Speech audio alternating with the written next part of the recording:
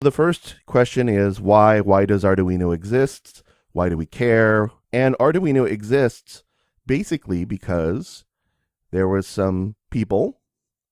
These people wanted to be able to build prototypes. They wanted to be able to prototype sensors and devices and robots and other things that required a computer, but didn't require a full blown PC, just required a little bit of electronic hardware and a little bit of code.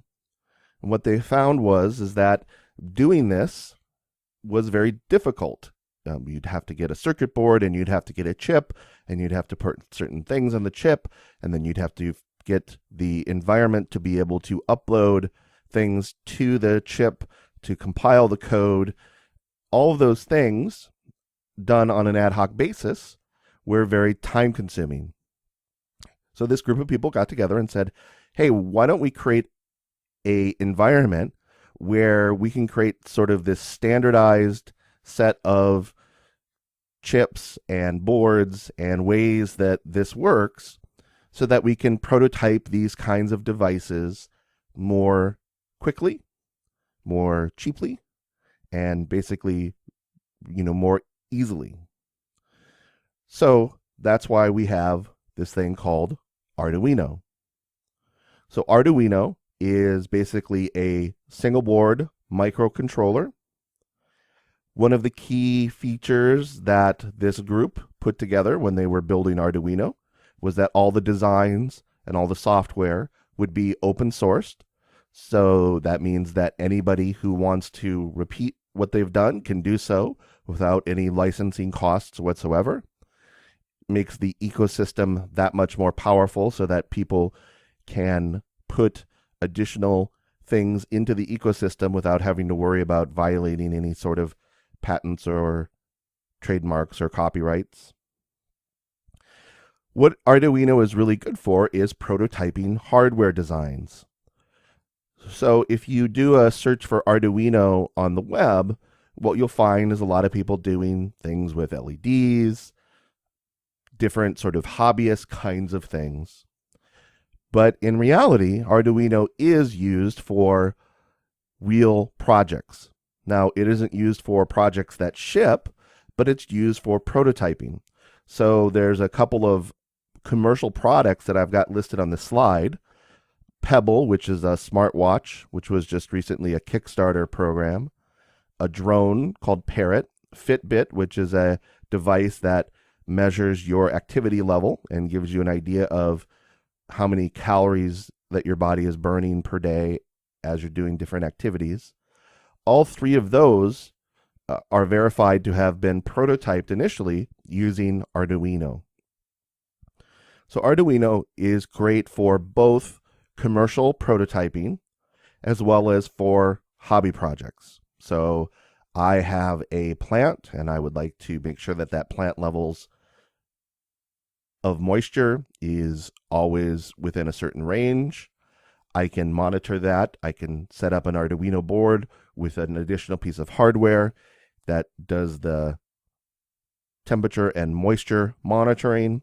I can hook up that to my network at home, and it can send me messages when the moisture level is below a certain amount so I can go and do something about it.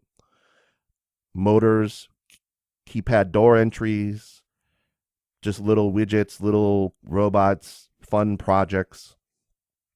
I think that I can probably speak for most developers in saying that most of us are sort of tinkerers or hackers. Most of us during our day jobs get to tinker or hack with code. So we get to use one set of physical hardware, that is the computer that we're programming on, or maybe a server or a piece of hardware in the cloud. But very rarely do most of us get to touch hardware on a daily basis. And that's kind of what drew me to Arduino, was this idea that, I've been working with software for many, many years. I've put together hardware in terms of building PCs, but I've never put anything together that wasn't just for personal computing. I thought the idea of being able to take some very inexpensive pieces of hardware and put them together in some unique way would be really fun, and also take advantage of my programming skills, because of course to make Arduino do anything, you need to provide some software. Here's the official what is from the official Arduino website, which is arduino.cc. Arduino is an open source electronics prototyping platform based upon a flexible, easy-to-use hardware and software. It's intended for artists, designers, hobbyists, and anyone interested in creating interactive objects or environments.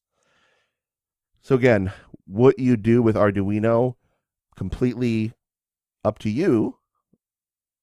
I think most of the people watching this particular course, few of you are likely to use Arduino for a real project, but whether you're going to do something sort of fun with Arduino, or whether or not you can find some way to use Arduino in your day-to-day work, both of those things might be possible.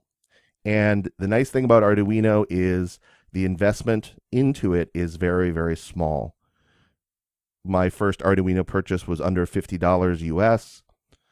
I already had the PC, so there wasn't a whole lot of investment there. Obviously, as you sort of scale things up and buy more and more extra pieces like temperature, moisture gauges, and those kinds of things, you start to add up a little bit more in terms of the dollar cost.